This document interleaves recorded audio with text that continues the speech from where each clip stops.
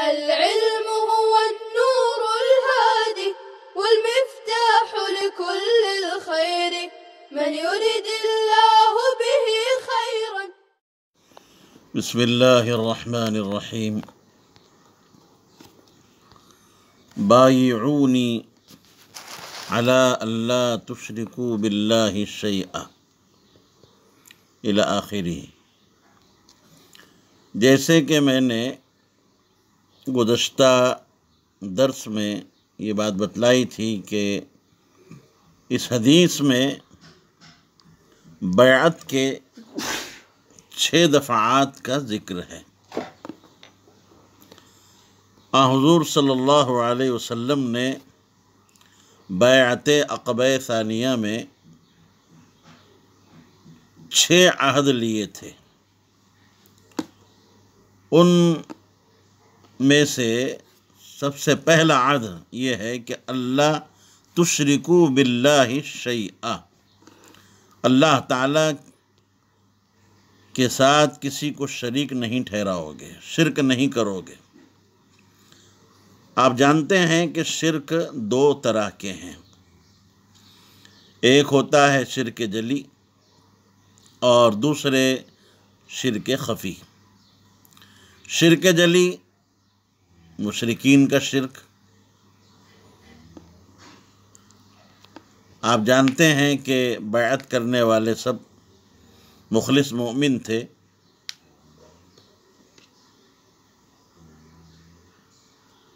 اور ان سے شرک کا احتمال نہیں تھا. تاہم تاکید مزید کے لیے یہ بات کہی گئی ہے کہ تم کسی اللہ کی ذات اور اس کی صفات میں کسی کو شریک قرار نہ دینا. دوسرا شرک شرک خفی ہے. علامہ طیبی رحمۃ اللہ علیہ نے تو یہاں پر شرک خفی ہی کو مراد لیا ہے، شرک جلی کو مراد نہیں لیا، اور وہ یہی کہتے ہیں کہ بیعت کرنے والے سب مخلص مومن تھے. بہرحال شرک خفی کی مختلف شکلیں ہوتی ہے.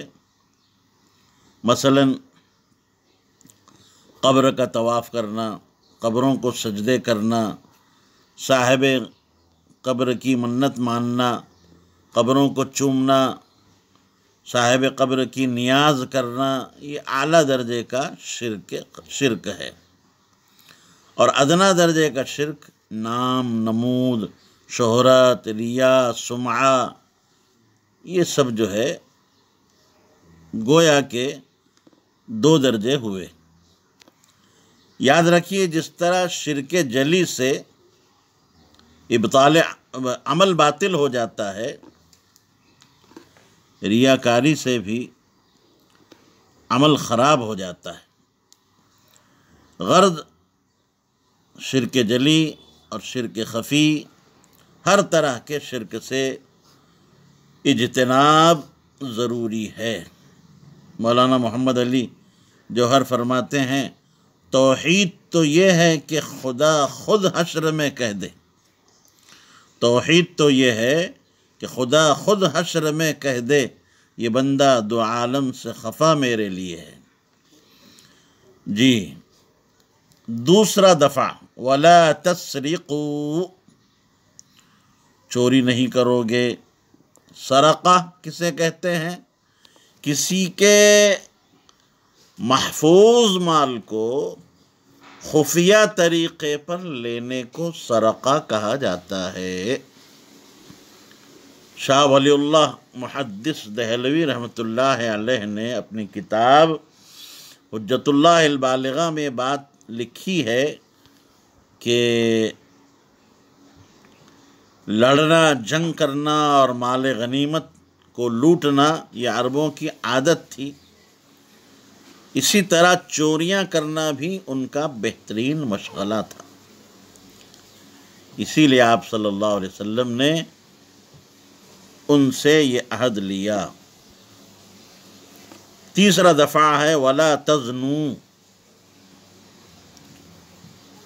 آپ کو معلوم ہے کہ عربوں میں زنا عام تھا اور زنا کو برا نہیں سمجھا جاتا تھا، اس لیے ان سے یہ عہد لیا گیا۔ چوتھا دفعہ ہے وَلَا تَقْتُلُوا أَوْلَادَكُمْ، کہ تم اپنی اولاد کو قتل نہ کرو گے۔ اولاد کا لفظ استعمال کیا گیا، جمع ہے ولد کی، اس میں لڑکے لڑکیاں سب داخل ہیں، اور عربوں میں دونوں کا رواج تھا۔ نرینہ اولاد کو غریبی مفلسی کے ڈر سے قتل کیا کرتے تھے۔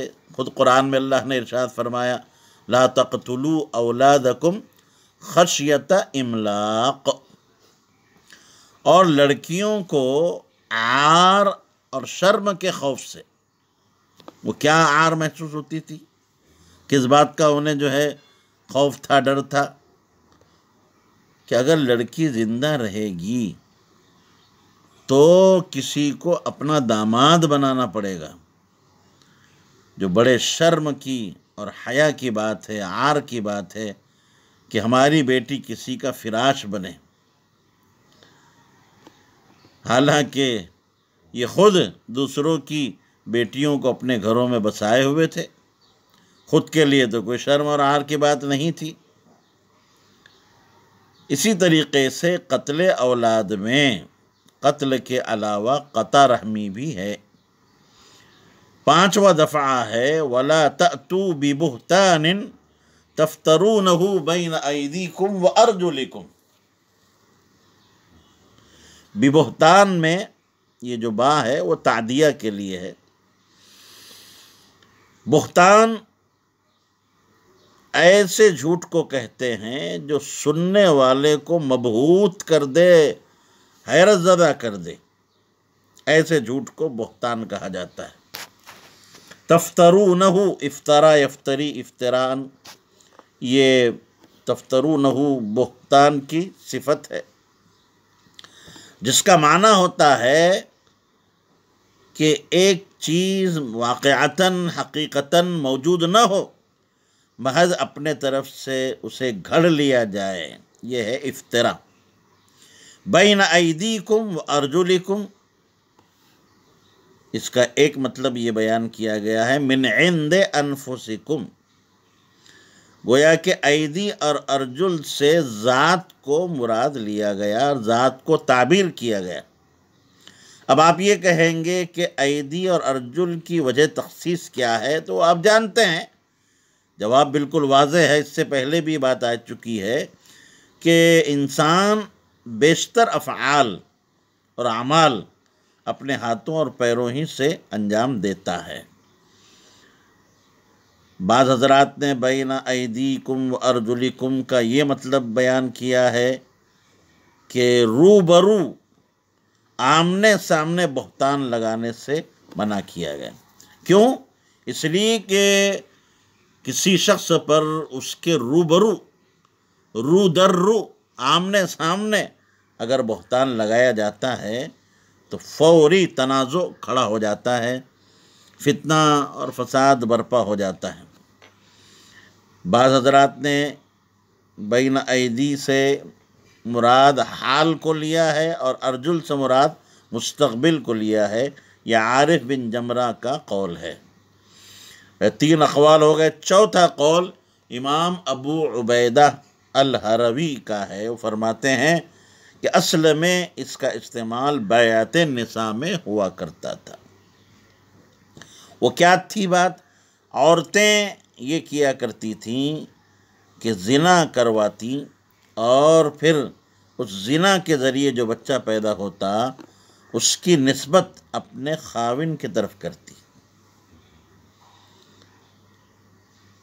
اب یہ جملہ مردوں کی بیعت میں استعمال کیا گیا تو اس کی وجہ سے یہ توجیہ کی ضرورت پڑی۔ یہ بھی ایک افطرا کی صورت ہے۔ بہرحال افطرا کی جو بھی صورت ہو وہ اس میں داخل ہے۔ مثلا ایک صورت یہ ہے کہ کسی مرد نے شوہر والی عورت سے زنا کیا، اب اس حمل کی نسبت وہ اپنے طرف کرنے کے بجائے اس عورت کے شوہر کی طرف کر دے، یہ بھی ایک افتراء کی صورت ہے۔ افتراء کی ایک گھناؤنی صورت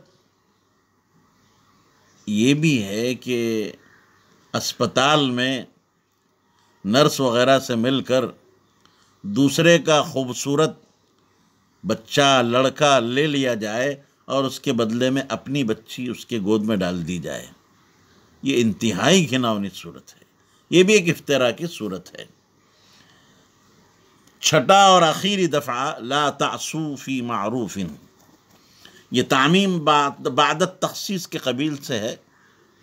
ما قبل میں جو 5 دفعات ذکر کیے گئے ہیں وہ خاص تھے، لا تعصوا میں عموم ہے، عصا یعصی عصیان، لا تعصوا فعل نہیں کا صیغہ ہے، فی معروف، معروف وہ کام جس کا حسن شریعت سے معلوم ہو، یعنی جو کام شرعاً جائز ہو وہ معروف ہے، اور اس کے بالمقابل منکر اس کام کو کہا جاتا ہے جو شرعاً ناجائز ہو، ما انکرہ الشرع، جس کا قبح شریعت سے معلوم ہو۔ لا تعصوا فی معروف، بھلے کام میں نافرمانی نہ کی جائے، کیا مطلب؟ آپ نے وہ مشہور حدیث ہے سن رکھی ہوگی کہ لا طاعت لمخلوق فی معصیت الخالق، کہ جہاں خالق کی معصیت لازم آتی ہو وہاں مخلوق کی طاعت اور فرمانبرداری نہیں کی جائے گی۔ معلوم ہوا کہ جائز امور میں ہی بڑوں کی اطاعت کی جانی چاہیے، منکرات میں منہیات میں اللہ کی جہاں نافرمانی لازم آتی ہو جائز نہیں ہے۔ یہاں ایک اشکال پیدا ہو رہا ہے کہ حدیث پاک میں صرف منہیات کے ذکر پر اکتفا کیا گیا، مامورات کا ذکر نہیں ہے، کیوں؟ کیا بات ہے، کیا وجہ ہے؟ تو یاد رکھیں اس کا جواب یہ ہے کہ یہ کہنا کہ منہیات کا ذکر ہے مامورات کا ذکر ہی نہیں ہے، یہ صحیح نہیں ہے۔ منہیات کا ذکر ہے اور مامورات کا بھی جو ہے ذکر ہے، لیکن اجمالاً ہے، تفصیلاً نہیں ہے۔ منہیات کی تنصیص میں حکمت کیا ہے؟ یاد رکھیں کہ انشاء فعل کے مقابلے میں کسی فعل سے باز رہنا آسان ہوتا ہے۔ انشاء فعل کا مطلب تو آپ سمجھ ہی رہے ہوں گے، یعنی کسی فعل کو کرنا، اور کسی فعل سے باز رہنا تو کسی فعل سے رک جانا کسی کام کے کرنے کے مقابلے میں آسان ہوتا ہے، ایسر ہوتا ہے۔ اسی طریقے سے اجتلاب مصالح کو حاصل کرنا، مصالح کھانے پکانے کے نہیں، اجتلاب مصالح، سواد سے بول رہا ہوں، مصالح کو منافع کو حاصل کرنا یہ مقدم ہوتا ہے اجتناب عن المفاسد سے۔ رذائل سے تخلیہ یعنی اپنے کو برے اخلاق سے بری چیزوں سے دور رکھنا یہ مقدم ہوتا ہے تحلیہ بالفضائل سے، کہ آپ اپنے آپ کو اچھائیوں سے آراستہ کریں، اس سے اچھا یہ ہے کہ آپ اپنے آپ کو برائیوں سے رذائل سے پاک کریں۔ رذائل سے پاک کرنا بھی تو فضائل سے تحلیہ ہے۔ بہرحال فمن وفا منکم وفا یفی وفاءً، آپ اس کو وفا بھی پڑھ سکتے ہیں، وفا بھی پڑھ سکتے ہیں، تخفیف اور تشدید دونوں طرح پڑھا جا سکتا ہے۔ فَأَجْرُهُ عَلَى اللَّهِ، تو اس کا اجر اللہ کے ذمے ہے۔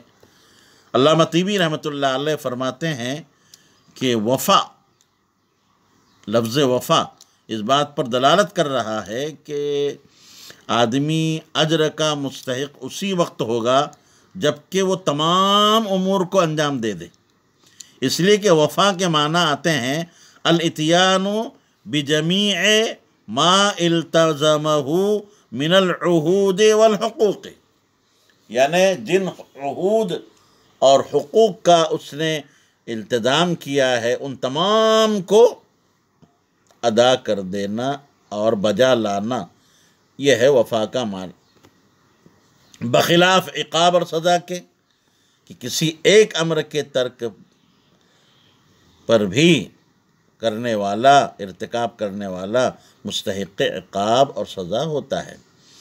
ملا علی قاری رحمۃ اللہ علیہ فرماتے ہیں اس کے جواب میں کہ اگر اجر سے کمال اجر مراد ہو تب تو یہ صحیح ہے، ورنہ کسی طاعت کا دوسری طاعت پر یا کسی معصیت کا وزر دوسرے پر موقوف نہیں ہے۔ اس لیے کہ آپ جانتے ہیں کہ اگر کوئی شخص تمام گناہوں سے توبہ نہ کرے بلکہ بعض گناہ سے توبہ کرے، بعض سے نہ کرے، تو مذہب صحیح کے مطابق یہ توبہ درست ہے، بخلاف خوارج کے۔ خوارج جو ہے اس کے مخالف ہیں۔ ومن اصاب من ذالک کا مشار الیہ المذکور ہے، شیئا فعوقب به فی الدنیا، یعنی جس کسی نے ممنوعات میں سے کسی کا ارتکاب کر لیا تو اسے دنیا میں سزا دی جائے گی، اور اس پر سزا دی گئی یعنی اس پر حد جاری کی گئی۔ مثلا اگر کسی شخص نے قتل کر دیا ہے عمدن کسی کو تو قصاصاً اسے قتل کیا جائے گا۔ زنا کیا ہے تو حد زنا کا اجرا ہوگا، چوری کی ہے تو حد سرقہ کا نفاذ کیا جائے گا۔ فعوقب به فی الدنیا فهو کفارۃ اللہ، کہتے ہیں کہ یہ حد اور سزا جو اس پر جاری کی گئی ہے یہ اس شخص کے حق میں کفارہ ہو جائے گی اور آخرت میں وہ بے باک ہو جائے گا۔ بے باک بشرطے کہ شرک سے محفوظ رہا ہو۔ آپ جانتے ہیں کہ شرک ایسا گناہ ہے کہ دنیاوی سزا کے ذریعے سے وہ ختم نہیں ہوتا۔ ان اللہ لا یغفر ان یشرک بہ ویغفر ما دون ذلک لمن یشاء، تو دنیاوی حدود اور سزا سے شرک جو ہے ختم نہیں ہوتا۔ اس کا علاج تو بس توبہ عن الشرک ہے۔ اکثر علماء نے اس حدیث سے اس بات پر استدلال کیا ہے کہ حدود کفارہ ہیں، جیسے خود امام شافعی رحمۃ اللہ علیہ کا مسلک یہی ہے کہ حدود یہ کفارہ ہوتی ہیں۔ البتہ مشائخ احناف کے نزدیک حدود جو ہیں، حد زنا، حد سرقہ، قصاص وغیرہ جتنی حدود ہیں یہ زواجر ہیں، سواتر یعنی کفارہ نہیں ہے۔ زواجر کا مطلب گناہوں سے باز رکھنے والی تو ہیں، سواتر یعنی کفارہ نہیں ہے، یعنی گناہ معاف نہیں ہوتے آخرت کے اعتبار سے۔ علاوہ ازیں اہل حق کا اجماع ہے کہ کبائر کے لیے توبہ شرط ہے، لہذا معلوم ہوا کہ حدود اسی وقت کفارہ بنے گی جب اس کے ساتھ سچی پکی توبہ شامل ہو۔ اب توبہ آپ جانتے ہیں کہ توبہ چاہے قولی ہو یا توبہ فعلی ہو۔ قولی توبہ تو واضح ہے، فعلی توبہ کا کیا مطلب ہوتا ہے کہ آدمی اپنی زندگی میں انقلاب لے آئے، یعنی پہلے جو ہے بڑا برا آدمی تھا، گناہوں میں مبتلا رہا کرتا تھا، اب اس نے بالکل جو ہے اپنی زندگی میں انقلاب پیدا کر دیا اور تمام گناہوں کو ترک کر کے اب طاعات کو بجا لانے لگا اور شریعت کی پابندی کرنے لگا۔ یہ توبہ فعلی توبہ کہلاتی ہے، انشاءاللہ گناہ معاف ہو جائے گا۔ جب کسی پر حد کا اجرا ہوتا ہے آپ جانتے ہیں مجرم پر، تو جو لوگ دیکھتے ہیں وہ جو دیکھنے والا ہوتا ہے وہ شخص کبھی اس سے اتفاقاً گناہ ہو جاتا ہے تو وہ بھی آئندہ گناہ نہ کرنے کا عزم مصمم کر لیتا ہے، یعنی حدود کے ساتھ فعلی توبہ شامل ہو ہی جاتی ہے۔ اس اعتبار سے حدود کو کفارہ کہا گیا ہے۔ یاد رکھیں، اچھے ذہن نشری فرما لیں۔ ومن اصاب ذلك شيئا ثم ستره اللہ علیہ، یعنی جو ان منہیات میں سے کسی کا ارتکاب کر لے اور اللہ تعالیٰ اس پر ستاری کا معاملہ فرما، اس پر جو ہے پردہ ڈال دے، اس کے گناہ پر کو اللہ مخفی رکھے، کسی کے سامنے اس کا گناہ ظاہر نہ ہو، تو ظاہر بات ہے کہ جب گناہ مخفی رہا، اس کا جرم مخفی رہا، اللہ نے پردہ ڈال دیا، ستاری کا معاملہ کیا، اس پر حد جاری نہیں ہو سکی، فَهُوَ إِلَى اللَّهِ، فہوا ہوا ضمیر کا مرجع وہ مستور، یعنی وہ گناہ اور معصیت جس پر اللہ نے پردہ ڈالا تھا، اس کا عفو اور اس کے عقاب کا معاملہ اللہ کے حوالے ہوگا۔ اللہ کی ذات مالک ہے، مختار ہے۔ مذہب حق کے مطابق اللہ تعالیٰ پر کسی گناہ گار کو اس کے گناہ کی سزا دینا اور مطیع اور فرما بردار کو اس کی اطاعت پر ثواب دینا واجب نہیں ہے۔ ان شاء عفا عنہ، اللہ چاہے تو معاف کر دے۔ یہاں پر عاقبہ اور عفا دو کا ذکر ہے، عفو کا بھی اور عقاب کا بھی، لیکن تقدیم جو ہے عقاب پر عفو کی تقدیم ہے، اس لیے ہے کہ آپ جانتے ہیں کہ اللہ کی رحمت جو ہے اس کے عقاب پر، اس کے عذاب پر سبقت کرتی ہے۔ ان شاء عفا عنہ، یہ اللہ کا فضل ہے، معاف کر سکتا ہے۔ وَإِن شَاءَ عَاقَبَهُ، اور چاہے تو سزا دے، یہ اللہ کا عدل ہے، معافی میں فضل ہے اور عقاب اور سزا دینے میں عدل ہے۔ یہ معتزلہ پر رد ہے۔ آپ کو معلوم ہونا چاہیے کہ معتزلہ کا یہ عقیدہ ہے کہ گناہگار کو سزا دینا اور فرما بردار کو ثواب سے نوازنا اللہ پر واجب ہے۔ جب آپ سن چکے ہیں اہل سنت والجماعت کا مذہب یہ نہیں ہے کہ اللہ تعالیٰ پر عاصی کو سزا دینا اور مطیع کو جو ہے اجر و ثواب دینا اللہ پر واجب نہیں ہے۔ جی، فبایعناہ علی ذلک، راوی حدیث کہہ رہے ہیں کہ ہم تمام امور پر آپ صلی اللہ علیہ وسلم سے بیعت لی۔ اس بات متفق علیہ، یہ حدیث متفق علیہ ہے، اور بخاری مسلم کے علاوہ امام ترمذی، امام نسائی نے بھی اس روایت کو ذکر کیا ہے۔ السلام عليكم، لا تنسوا الاعجاب بالفيديو والاشتراك في القناة تشجيعا لنا لنستمر بنشر المزيد إن شاء الله.